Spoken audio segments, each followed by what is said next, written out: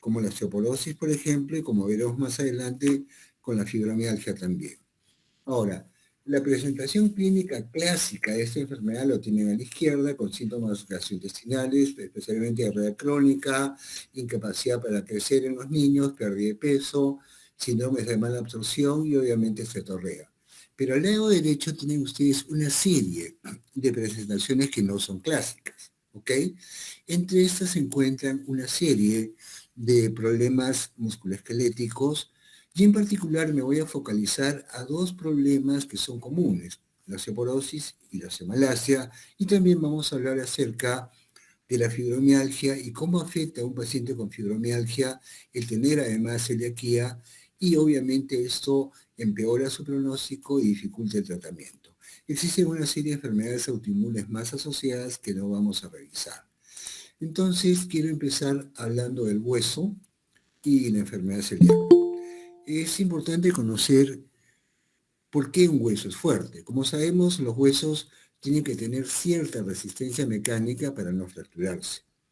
Obviamente, cualquiera de nosotros, frente a un traumatismo intenso, agudo y fuerte, puede sufrir una fractura. Pero una persona que está caminando y se cae y se fractura, eso ya depende de la fortaleza del hueso que tiene la persona. Cuando una persona se fractura un hueso desde la posición de bipedestación y se cae, eso se conoce como una fractura de baja energía o una fractura por fragilidad. Entonces, la consistencia del hueso es la responsable de la resistencia mecánica frente a los traumatismos. Y aquí es importante tomar en cuenta que esa resistencia mecánica depende de estos dos elementos. ¿Cuánto hueso tenemos? Y eso lo conocemos como la masa ósea, y cuán mineralizado está el hueso. Ojo, son dos situaciones importantes, cantidad de hueso y mineralización del hueso. Ambas se asocian con enfermedades diferentes, pero que comúnmente se pueden juntar. Entonces, una cantidad adecuada de hueso y una mineralización ósea completa proporciona una resistencia mecánica apropiada al hueso y nos previene realmente esas fracturas frente a traumatismos mínimos. Ahora, dos definiciones que son importantes de considerar las tienen ustedes aquí. Cuando hablamos de cantidad baja de hueso o de masa ósea baja, ¿ok? Masa ósea baja simplemente traduce que tenemos poco hueso y eso genera esta enfermedad, que es la osteoporosis. Pero también, cuando el hueso está pobremente mineralizado, ojo, independiente de la cantidad, nos puede generar una enfermedad que se conoce como raquitismo en los niños y en los adultos como osteomalacia, que es una entidad que comúnmente no la sabemos diagnosticar bien. Entonces, la resistencia mecánica apropiada del hueso nos protege de fracturas y depende de cuánto hueso tenemos y que ese hueso esté bien mineralizado. Una baja masa ósea nos define la osteoporosis y una mineralización pobre nos define la osteomalacia. Vamos simplemente a comentar que un hueso con resistencia mecánica disminuida obviamente tiene un mayor riesgo de fracturas frente a traumatismos mínimos y las fracturas, particularmente en adultos mayores, llevan una serie de complicaciones y se asocian con una importante mortalidad. Por eso es que a nivel mundial existe realmente un interés creciente en el estudio de la osteoporosis y de las enfermedades óseas que se asocian con una resistencia mecánica inapropiada del hueso. En general, miren, a lo largo de la vida, todos vamos ganando masa ósea. Dos o tres cosas importantes. Ganamos masa ósea a lo largo de la vida, prácticamente entre los 20 y 22 o 24 años, hemos ganado la mayor parte del hueso que vamos a tener a lo largo de la vida. Después de esta edad no ganamos más. Entre los 20 años en una mujer y la menopausia, prácticamente mantenemos esa cantidad de hueso que hemos ganado en los primeros años de vida, y hasta los 20 o 22 años. En general, miren, al llegar a la menopausia, todas las mujeres de manera universal pierden hueso, ¿ok? Pueden perder poco hueso o mucho hueso, o pueden realmente alcanzar lo que llamamos el pico de masa ósea, que es la cantidad mayor de hueso que se alcanza a lo largo de la vida, y pueden alcanzar un pico de masa ósea adecuado o un pico de masa ósea pobre, como lo ven ustedes en estas dos curvas diferentes en amarillo y en rojo. Lo importante es que después de la menopausia se empieza a perder hueso. De manera universal todas las mujeres pierden hueso, pero miren, algunas alcanzan a perder tanto hueso que ya las ponen en alto riesgo de fractura. Entonces, ¿quiénes llegan a tener más riesgo de fractura? Aquellas mujeres que alcanzan un pico de masa ósea menor en comparación con aquellas que han alcanzado un pico de masa ósea mayor. ¿De qué depende que ganemos hueso y mantengamos ese hueso adecuado hasta llegar a la menopausia? Básicamente factores hereditarios. Hay personas que tienden a tener una mayor masa ósea de manera hereditaria y prácticamente el 50% del hueso que tenemos depende de la herencia. Depende también de una actividad física activa, de una vida física activa y ejercicios y una nutrición adecuada con una ingesta de calcio y vitamina D apropiada. Y obviamente también de ciertos errores estructurales que vamos a verlos más adelante. Pero en general, esta curva nos expresa cómo se comporta la masa ósea a lo largo de la vida. Y en la mujer, después de la menopausia, obviamente existe una pérdida de hueso y lo que protege a una mujer de llegar a perder tanto hueso como para estar en riesgo de fractura es cuánto hueso han ganado a lo largo de la vida. Ganar poco hueso, llegar más rápido a un nivel en el cual el hueso se puede fracturar y tener un pico de masa ósea mayor los protege de llegar a ese umbral que obviamente pone a una mujer en riesgo de tener una fractura. En general, miren, el hueso es un tejido que se recambia completamente de manera continua, como todos los tejidos del cuerpo humano, a pesar de ser un tejido duro. En condiciones normales, miren, el hueso se reabsorbe, hay unas células que van todo el tiempo sobre la superficie de los huesos, encuentran una zona de hueso viejo y la reabsorben. ¿Para qué? Para cambiarla por hueso nuevo y mantener el tejido óseo viable. Esa calidad de resorción, esa zona de hueso que ciertos tipos de células han removido, se reemplaza primero por un material que se conoce como osteoide, que digamos es el prehueso. Ese osteoide, miren, es un proceso que toma de 4 a 6 meses y se va mineralizando de manera progresiva hasta llegar a formar el hueso bien mineralizado. Este proceso depende de muchos factores. Nutrición adecuada, básicamente, ingesta apropiada de calcio y obviamente tener niveles adecuados de vitamina D en la sangre. En general, tener pobre ingesta de calcio se asocia con menos masa ósea, pero miren ustedes, la deficiencia de vitamina D causa realmente una pobre mineralización de hueso y obviamente el hueso que tenemos cuando estamos frente a una persona que tiene deficiencia de vitamina D no está totalmente mineralizado. ¿Ok? Y recordemos que un hueso bien mineralizado es el que proporciona resistencia mecánica adecuada y la deficiencia de vitamina D va a generar esas dos enfermedades, que probablemente son la misma, pero tienen diferente denominación de acuerdo a la edad del paciente, raquitismo en el niño o osteomalacia en el adulto. Ahora, aquí grafico un poco esas dos enfermedades diferentes, osteoporosis y osteomalacia. ¿Ok? En la parte superior tenemos al hueso bien mineralizado. ¿Ok? Y la cantidad de huesos apropiada. Este es un hueso normal. Cuando existe osteoporosis, la cantidad de hueso está disminuida. El hueso puede estar bien mineralizado, pero la cantidad está disminuida.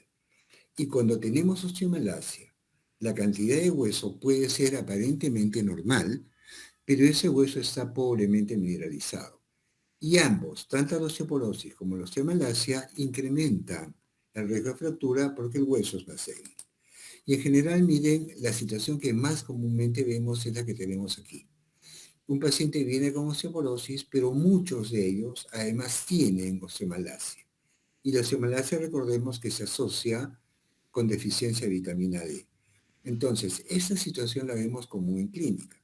Tenemos un paciente que viene con osteoporosis, pero muchos de ellos también tienen el hueso pobremente mineralizado porque adicionalmente tienen una pobre cantidad de vitamina D en la sangre y esto hace que el hueso justamente no proporcione una resistencia mecánica apropiada o adecuada. Ahora, en general, miren cómo mantenemos a los huesos desde el punto de vista fisiológico. En general, el calcio en la sangre es un elemento importante en disparar todo ese aparato hormonal y fisiológico que mantiene el calcio normal en la sangre y en el hueso. Un comentario inicial e importante es que este sistema de homeostasis o metabolismo del calcio, el fósforo y la vitamina E tiene como principal propósito mantener el calcio en la sangre. ¿Ok? O sea, ¿qué sucede si el calcio baja, obviamente sobrepasando los límites inferiores, o sube muy por encima de lo normal? Podemos tener convulsiones, podemos tener arritmias o podemos fallecer. Entonces, todo este sistema está dirigido a mantener el calcio sérico. Cuando el calcio sérico baja, porque absorbemos pobremente calcio, por ejemplo, esta glándula conocida como la paratiroides secreta una hormona que es la paratormona, que actúa sobre el riñón, aumentando la reabsorción de calcio en los riñones y formando más vitamina D. Finalmente, la vitamina D actúa sobre el intestino y favorece una mayor absorción de calcio. Todo esto, como ven ustedes, prácticamente está dirigido a mantener el calcio sérico, ¿ok? Pero cuando nosotros elevamos la paratormona, lo que hace el cuerpo humano, lo que hace esta hormona es sacar calcio del hueso para pasarlo a la sangre. O sea, el cuerpo humano mantiene un equilibrio y corrige primero lo más peligroso. Lo más peligroso es la caída del calcio en la sangre, no que perdamos hueso. Podemos pasar años perdiendo huesos sin que nada nos suceda, pero un cambio súbito en el calcio en la sangre sí nos puede traer un problema serio. Entonces, realmente todo este sistema está destinado a mantener el calcio sérico a despecho de sacarlo del hueso. Y esto es importante tomar en cuenta, porque un paciente con osteoporosis, incluso severa, tiene siempre valores normales de calcio en la sangre o prácticamente normales. Cuando estamos frente a una celiaquía, una enfermedad celíaca, en general, lo que sucede es que no absorbemos bien calcio y disparamos esta paratormona y la paratormona saca calcio del hueso para mantenerlo en la sangre, pero al sacar calcio del hueso, obviamente genera pérdida ósea y osteoporosis. Y este esquema es muy simple, pero más o menos nos traduce cómo funciona o cómo es el equilibrio del calcio en condiciones normales y qué sucede con un paciente que tiene enfermedad celíaca. Ahora, ¿qué relación hay entre la celiaquía, la osteoporosis y las fracturas? Miren, en primer lugar, en un paciente con enfermedad celíaca, ¿ok? La prevalencia de osteoporosis es casi ciento y pico veces mayor en comparación con los pacientes que no tienen enfermedad celíaca. O sea, los pacientes con enfermedad celíaca tienen, miren, una prevalencia mayor de osteoporosis que los sujetos que no tienen enfermedad celíaca. La osteoporosis en general es una enfermedad del adulto mayor. En una mujer joven o un varón joven no debe haber osteoporosis. El hueso debe ser normal. Pero en sujetos con enfermedad celíaca, por esta malabsorción de calcio, de vitamina D y otros factores inmunológicos, miren, una prevalencia mucho más elevada de osteoporosis. Cerca del 15% de mujeres jóvenes, premenopáusicas y varones jóvenes tienen osteoporosis y cerca del 40% tienen osteopenia. Osteoporosis y osteopenia son dos estados muy similares, uno a la continuación del otro. Tenemos hueso normal, lo empezamos a perder y primero entramos en un rango de pérdida de hueso que se conoce como osteopenia. Si continuamos perdiendo hueso, ya llegamos a la osteoporosis. Pero lo importante es que la pérdida de hueso, la osteoporosis y la osteomalacia son más comunes en personas con enfermedad celíaca en comparación con personas que no tienen esta enfermedad. Y obviamente, miren, en general en la enfermedad celíaca, la tasa de fracturas está más elevada. Tienen 1.9 veces más riesgo de cualquier fractura, 1.75 veces el riesgo de fractura de cadera, un riesgo mayor, y 2 veces más el riesgo de fractura periférica. Y entonces, en un paciente con enfermedad celíaca, una de las cosas que tenemos que cuidar es el hueso. Y muchos de estos pacientes, durante su vida, y llegado el momento de estar años después de la menopausia, pueden desarrollar una osteoporosis más severa o pueden incluso hacer la edad más temprana. Entonces, buscar celiaquía en una persona joven con osteoporosis es una de las cosas que un médico debe hacer, además, lógicamente, de otros diagnósticos más. Tener un mayor riesgo de fractura no es de ninguna manera algo simple y sencillo. Una fractura, que es la complicación más temida de la osteoporosis, se asocia con morbilidad. Un sujeto que tiene fractura de cadera, que dicho sea de paso es la fractura asociada con mayores complicaciones, ¿ok? Prácticamente queda con cierto grado de discapacidad, está bastante limitado, algunos de ellos están bastante limitados, pero lo más importante, miren ustedes, es que la mortalidad aumenta. Es un adulto mayor con fractura de cadera, y acá estoy tomando como ejemplo dos países con alto control epidemiológico como Finlandia y Dinamarca, miren ustedes lo que sucede con ellos. En varones y mujeres, la mitad de los sujetos que han sufrido una fractura de cadera, después del tercer año o al tercer año, han fallecido. Lógicamente por complicaciones derivadas de una fractura de cadera, especialmente el reposo prolongado, que obviamente genera una pobre función muscular, una pobre función cardíaca. Esas personas al tener pobre función cardíaca y al estar en reposo prolongado tienen más riesgo de trombosis, tienen más riesgo de infecciones respiratorias, más riesgo de escaras con infecciones cutáneas y tienen muchas razones realmente para complicarse e incluso aumentar mortalidad. ¿Cuántas enfermedades tiene esta tasa de mortalidad a 3 años? Incluso neoplásicas. Muchas enfermedades neoplásicas no la tienen. La mitad de adultos mayores, con fractura de cadera por osteoporosis, y lo vuelvo a repetir, fallecen dentro del tercer año o de los 3 años de producida la fractura. Y esa es la razón por la cual siempre la osteoporosis tenemos que buscarla y tratarla. Y lo digo claramente porque miren ustedes, esto es lo que sucede en el mundo real.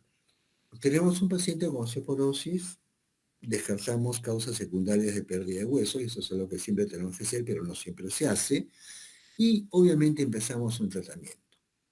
Pero cuidado, si ese paciente con una osteoporosis supuestamente primaria tiene otra causa de pérdida de hueso, llamémosles nosotros un exceso de pérdida de calcio en orina, una deficiencia de vitamina D, un hipertiroidismo o un hiperparatiroidismo primario o secundario, estos pacientes que tienen otra causa de pérdida de hueso no van a responder adecuadamente al tratamiento. Y en la consulta lo vemos. Recibimos pacientes que tienen 4 años de tratamiento, 5 años de tratamiento, pero no solo no mejoran, sino algunos empeoran. Y el error que se comete ahí es que al inicio, cuando recién se hace el diagnóstico de osteoporosis, no hay que tratarlos directamente. Primero descartamos que no tenga una causa secundaria de pérdida de hueso. ¿Ok? Y si tiene esa causa secundaria de pérdida de hueso, tenemos que tratarla para que nuestra respuesta al tratamiento sea adecuada. Y miren ustedes cómo, por ejemplo, la enfermedad celíaca representa alrededor del 8% de causas secundarias de pérdida de hueso en pacientes que tienen osteoporosis, ¿ok?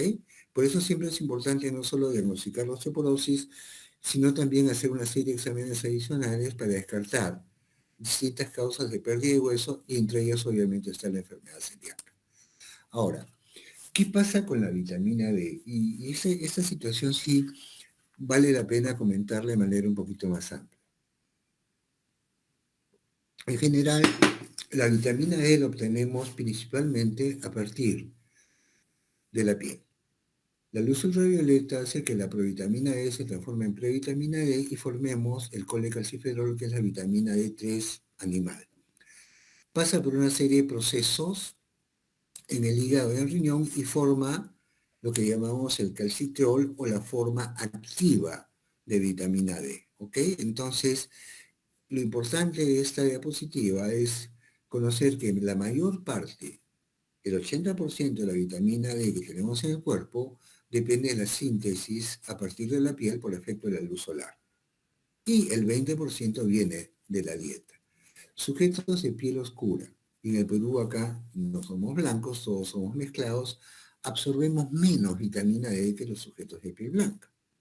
Y esa es una de las causas por las cuales la deficiencia de vitamina D es un problema bastante común en el país. ¿Cómo la diagnosticamos? Mediante la medición de esta sustancia que es la 25-hidroxivitamina D o calcidiol. Esa prueba la solicitamos para valorar el estatus de la vitamina D. Recordemos que cuando la vitamina D se encuentra en valores bajos, se produce una pobre mineralización de hueso y esto lleva a la 25-hidroxivitamina D en el suero, que es la forma de valorar el estatus de la vitamina D en el cuerpo humano, miren, un valor disminuido, 8.36 nanomoles sobre litro, menores que en sujetos que no tienen enfermedad celíaca. Pero miren ustedes a la derecha. Si nosotros a los pacientes con enfermedad celíaca les damos una dieta con gluten, lógicamente vamos a mejorar la absorción y los valores de vitamina E se van a elevar en 15.6 nanomoles sobre litro en ese estudio clínico, obviamente llegando o acercándose a un valor normal. Entonces, la enfermedad celíaca se asocia con menor cantidad de vitamina D y obviamente más riesgo de osteomalacia y más riesgo de fracturas. Pero si nosotros identificamos a la osteomalacia, perdón, a la enfermedad celíaca y damos dieta sin gluten, vamos ya a mejorar la absorción de vitamina D y por lo tanto sus concentraciones séricas. Doctor, perdón, Sí, nos quedan 5 minutos. Ya. Entonces, no voy a tomar la parte de fibromialgia y me voy a solo con vitamina D, ¿ok? La deficiencia de vitamina D es muy común en el mundo. En nuestro país, miren, este es un estudio que hicimos hace algunos años atrás. Y miren ustedes, la deficiencia de vitamina D y la insuficiencia son bastante comunes. O sea, es un problema que enfrentamos en la vida diaria y tenemos obviamente que identificarlo y corregirlo. Bien, la deficiencia de vitamina D, por un lado, nos provoca la liberación de esta hormona que ya la vimos, que es la paratormona, que hace que se absorba menos calcio del hueso, haya una masa ósea pobre y por lo tanto una resistencia mecánica disminuida del hueso y un incremento en el riesgo de fracturas. La deficiencia de vitamina E nos lleva a una mineralización defectuosa, nos lleva a una osteomalacia y eso también disminuye la resistencia del hueso e incrementa el riesgo de fracturas. Y finalmente, la deficiencia de vitamina E nos lleva a una menor función muscular, a un mayor riesgo de caídas y también a un incremento en el riesgo de fracturas. Entonces, realmente es importante chequear el estado de la vitamina D, especialmente en los pacientes con enfermedad celíaca y corregirla para evitar esas complicaciones. Esto yo no sé si mencionarlo o no, lo voy a mencionar brevemente. Miren ustedes lo importante que es la vitamina D. Si la vitamina D está baja, la respuesta al tratamiento de la osteoporosis va a ser inapropiada.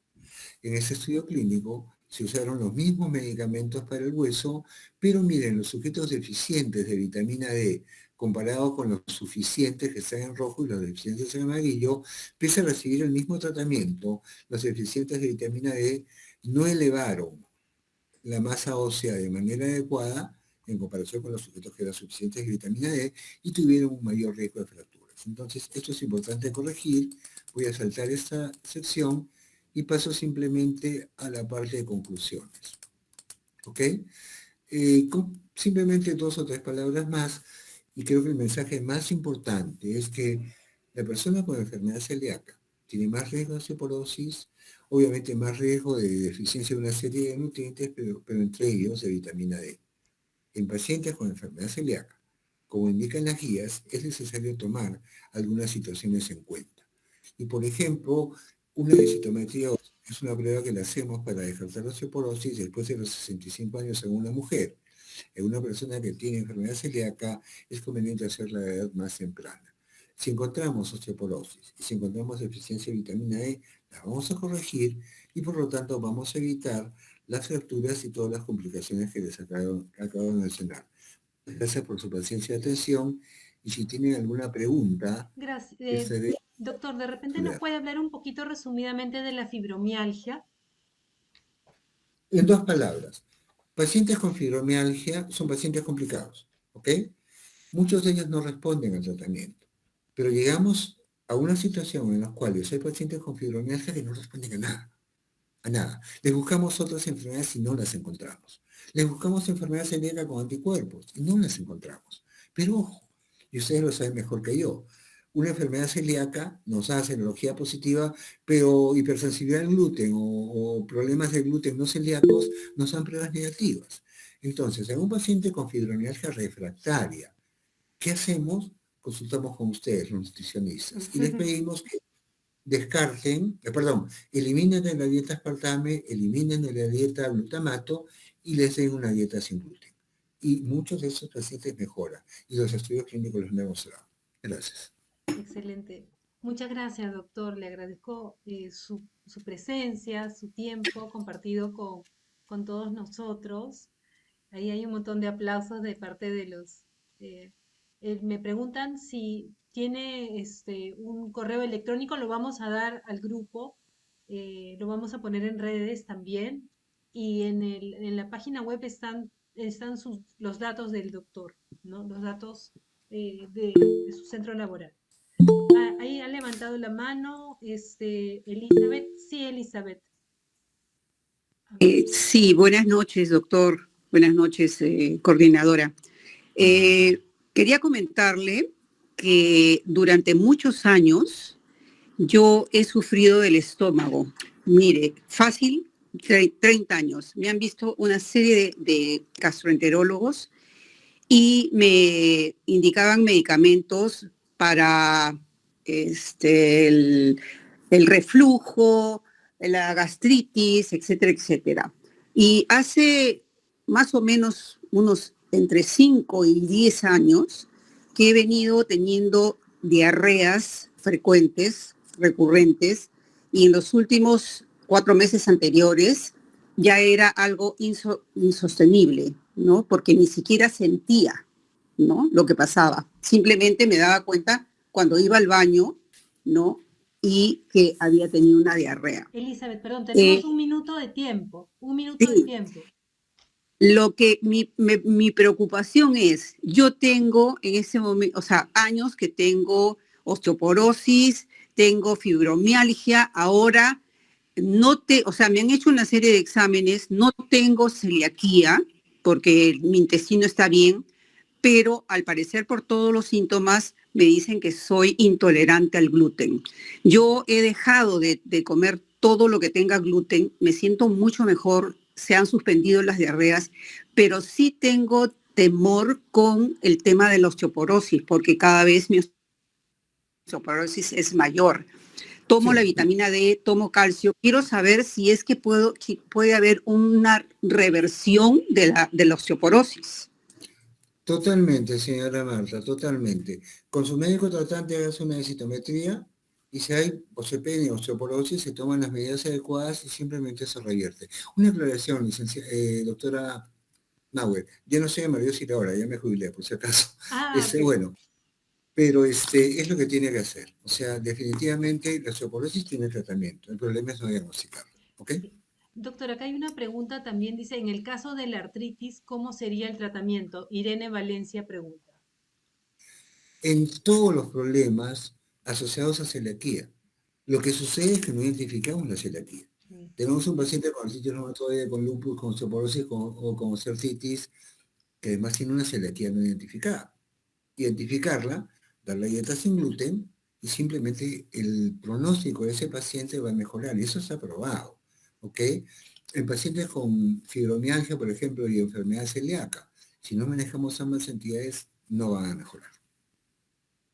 Así es. Eso es lo que Acá hay que hacer. Maribel ha levantado la mano. Sí, Maribel. María Isabel, perdón. Sí, María Isabel.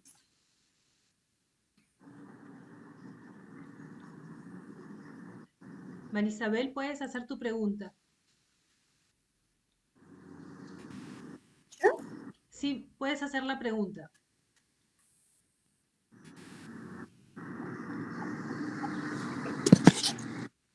Sí, no. Doctor, ¿y usted utiliza también, por ejemplo, aceites de tipo omega 3 o algunos tipos de suplementos nutricionales en su consulta? Aló. Así, ahí está. Sí, puedes hacer tu pregunta. Sí, sí, gracias. Yo quisiera saber acerca de la microbiota y los estudios que tienen acerca del intestino permeable. Está totalmente de moda y en relación con muchísimas enfermedades. Recordemos que una de las primeras barreras, o la primera barrera para que todo lo que ingerimos desde el punto de vista inmunológico, es el intestino. ¿Ok? La alteración de la microbiota ahora se está estudiando prácticamente en todos los campos. En osteoartritis, por ejemplo, se está postulando que esa se inicia por una alteración en la microbiota. Y en pacientes con fibromialgia, ojo, en muchos de ellos realmente se demuestra que hay una alteración en la microbiota y tratándola supuestamente mejora. O sea, la microbiota tiene que ver en todas las enfermedades reumáticas ahora, tanto en las inflamatorias como en las no inflamatorias. Y obviamente acá sí, si hay microbiota alterada hay que corregirla, ¿no? ¿Ya? ¿Cómo podríamos comunicarnos? ¿Tiene usted algún teléfono? Van a dejar las referencias ahí, por favor. Sí, ¿Perdón? acá vamos a dejar todos los datos y también en la web de la Asociación de Celíacos. Vamos a dejar todos los datos del doctor. No, Ya, muy amable, no, gracias, de gracias, nada. doctor. Acá hay una pregunta también de Stephanie Soto. Dice, doctor, buenas noches. Por qué salen los exámenes de las vitaminas E y D normal en la sangre y tengo osteoporosis? Tengo celiaquía, gracias. A ver, la vitamina D, encontrar una vitamina D normal en nuestro país, y créame, es usted Sí, lo está viendo, licenciada. Es excepcional. Y la vemos, cuando le vemos normal, le preguntamos qué suplemento está tomando, porque es raro que esté normal. Ahora, tener vitamina D normal en la sangre no significa estar protegido contra la osteoporosis. Hay muchos factores que intervienen. Basta con que falle uno de los factores y obviamente vamos a perder hueso. Un ejemplo simple, calcio y vitamina E. Si nosotros a una persona le damos calcio solamente sin vitamina E, no hacemos nada con eso. Si le damos solo vitamina E, tampoco. Tenemos que ¿No? combinarlos. O sea, vitamina E es ¿Aló? uno de los muchos elementos que obviamente tienen que ver con la pérdida de hueso. Quizás lo importante a remarcar es que si tiene una vitamina D normal, eso no quita que tenga osteoporosis, no quita que tengamos que tratarlo de la misma manera, pero quizás usar otro esquema de vitamina D para no elevarla mucho en la sangre y sí mantenerla. Con vitamina D tengan sí cuidado con los suplementos a dosis muy altas. Hay problemas. Está muy de moda usar, por ejemplo, dosis muy altas, ¿no? El seguro usan 600.000, por ejemplo, dosis ya demasiado excesivas, y eso se asocia con una elevación súbita de vitamina D, cuidado, ¿ok? Pero se alcanza un pico muy alto, que ya es suprafisiológico normal, y a los 3 meses volvió a bajar. Entonces, dar una megadosis de vitamina D no nos corrige el problema. Y al producir esa fluctuación grande se desencadenan mecanismos compensatorios para no elevar mucho más la vitamina D en la sangre que finalmente nos hacen daño. Dar vitamina D es un arte interesante. Lo más apropiado es dar 1.800 a 1.200 unidades de vitamina D, de preferencia de 3 al día, pero en algunos casos en los cuales está muy bajo, sí damos golpes de vitamina D o bolos de vitamina D, pero no, de preferencia no deben de pasar las 50.000 unidades semanales por 6 a 8 semanas y corregimos esos niveles muy bajos y luego mantenemos las 800 a 1.200 unidades al día. doctor, y una pregunta. ¿De qué porcentaje, por ejemplo, de sus pacientes con artritis reumatoidea se alivian mucho sin el gluten?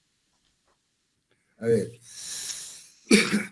lo he visto, lo vemos no solo en artritis reumatoide. Ojo, ahora lo que hemos aprendido varias cosas en los últimos años. Es que la celiaquía empeora cualquier estado patológico, cualquier artritis, ¿ok? Y la buscamos.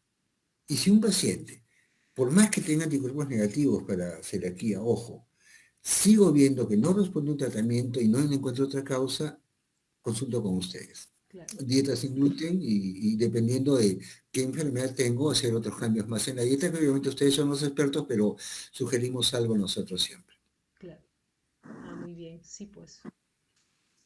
Sí, está inmersa pues dentro de una gama muy amplia de trastornos autoinmunes y cardiovasculares, sí. Todo, un Sí, montón, tiene que ver en y todo. microbiota, sí, pues.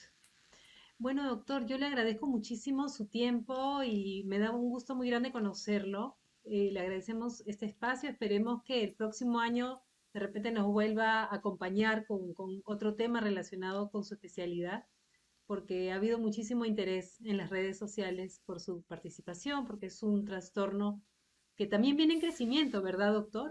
Los trastornos autoinmunes. cada vez hay más, Total. ¿no? Está en crecimiento, ¿no? Susi Victoria ha levantado la mano. Susi, ¿puedes hacer tu pregunta? Sí, Susi, ¿puedes hacer tu pregunta?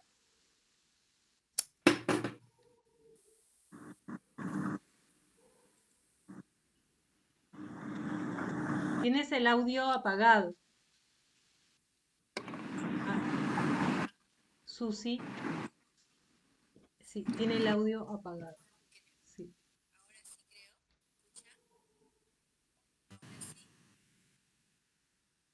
¿Aló? Ay, Sí, sí. Ay, carajo.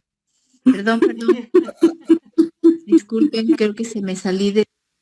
sí, Susi Victoria es la que ha levantado la mano. Por favor, ¿me Ay, escuchan? Buenas ahora noches. sí, Susi, buenas noches. Ah, qué bueno. Buenas noches. Quería solamente preguntar, yo he sido paciente del doctor Vidal hace muchos años, felicitarlo, saludarlo y, bueno, de repente no es oportuno. ¿Cuándo uno sabe que tiene paciente celíaco? Recordemos que la celiaquía muchas veces es asintomática. Y si uno busca la celiaquía, a veces no la encuentra con anticuerpos, hay que hacer biopsia intestinal, pero en general, desde mi punto de vista especialista, de mi especialidad, la busco en toda persona, ojo, que tiene un curso anormal frente a un tratamiento con el cual debería responder. O sea, hay algo, y eso es un aspecto importante que me impide una buena respuesta. No tiene que ser necesariamente enfermedad celíaca, pero llegado el punto en el cual ya hemos ejercitado todo, yo personalmente recomiendo una dieta sin gluten. Y ojo, muchas personas mejoran. No digo que todos, pero al menos alguna proporción de pacientes nos va a ayudar. Doctor, disculpe, usted trató a mis papis, pero yo he observado de los síntomas que han manifestado algunas personas, eso veo en mi mamá. Pero ¿quién tendría que descartar? ¿Usted como reumatólogo o tendría que hacer la consulta a un gastroenterólogo? Principalmente es una enfermedad gastrointestinal, ¿ok? O sea, lo ideal es el gastroenterólogo. Pero Ok. nosotros, miren, tenemos que muchas veces hacerlo, ¿no? Y como le digo, diagnosticarla, ojo, no implica que eso dependa de una dieta sin gluten. Si yo sospecho que hay una causa secundaria, por ejemplo, un paciente con osteoporosis, que lo hace perder hueso, y todo es negativo, tengo que empezar a tomar algunas medidas, ¿ok? Y una de las medidas que tomo, por ejemplo, es justamente de la dieta sin gluten. Claro. Y, Bien, doctor. sí. Y Erika Fernández tiene otra pregunta, me parece. Tenemos pocos minutitos. Muchas Sí, gracias, muchas gracias. es más que todo un comentario. Eh, Mi niño fue diagnosticado de autismo hace casi ya 2 años, entonces escuchamos acerca de una dieta sin gluten y sin lácteos, caseína básicamente. Entonces, al día siguiente que ya habíamos quitado el gluten y la caseína, mi niño era otro. Estaba más enfocado, era como pasó de la noche al día. Más enfocado, miraba a los ojos, ya no había una barrera entre lo que yo le decía y lo que él podía entender. Por ejemplo, algo muy simple, ¿no? Y empezó a comer más cosas, a estar más abierto a poder probar cosas. Antes era, solo la miraba, ni siquiera lo olía y ya no lo quería. Y fue un gran cambio. Y hemos visto, ya ha pasado como 1 año y medio, y de que no decía más de 10 palabras, ahora no para de hablar. Es una maravilla. Excelente. Ujú. Y eso es importante y por eso, miren, me parece que la labor que hacen ustedes, doctora Mau, es excepcional. Están dando a conocer algo que no lo hacemos de rutina. Y al menos un porcentaje de personas que tienen ese problema se van a beneficiar si lo llegamos a identificar o al menos pensamos en que eso existe. De verdad, felicitaciones por motivar a que más gente conozca el problema de celiaquía y que obviamente sea identificado y manejado, ¿no? Sí, le Sí, agradezco. otra cosita, bien cortita, mi mamá sufría de tiroides y entonces como está en la casa viviendo con nosotros, está comiendo la misma comida de nosotros, sin gluten y sin caseína. Y ahorita, por única vez en toda su vida, los niveles de sus tiroides están normales. Ya va como 5 meses. Entonces las pastillas nunca le hicieron nada, solamente combatían los síntomas, ¿no? Pero no realmente el problema, la causa. Y ahorita básicamente puedo decir que la estoy curando. Excelente. Excelente. Sí. Gracias, Erika. Sí, doctor, como asociación nosotros tenemos mucho interés en que el Estado llegue también a provincia, que las pruebas de descarte de celiaquía se hagan en hospitales en todo el país, cosa que actualmente no sucede, ¿no? Hay muy pocos, antes el Rebagliati hacía, ahora no hace, entonces queremos que esto se conozca mucho más y que haya más diagnósticos, ¿no? Excelente. Más bien, si me permite, mañana la llamo, si me permite, para un asunto profesional. Y nuevamente, de verdad, muchas gracias por la invitación. Ha sido un gusto compartir con ustedes ese tiempo. Gracias a usted, doctor. Un aplauso para el doctor. Muchas Muchas gracias. gracias. Gracias, doctor. Un placer. Muchas gracias, Gracias doctor. a Muy Muchas todos los amable, gracias. gracias. oyentes también. Hasta- Gracias a todos ustedes. Hasta luego. Buenas noches. Muchas gracias. Buenas noches también. Gracias.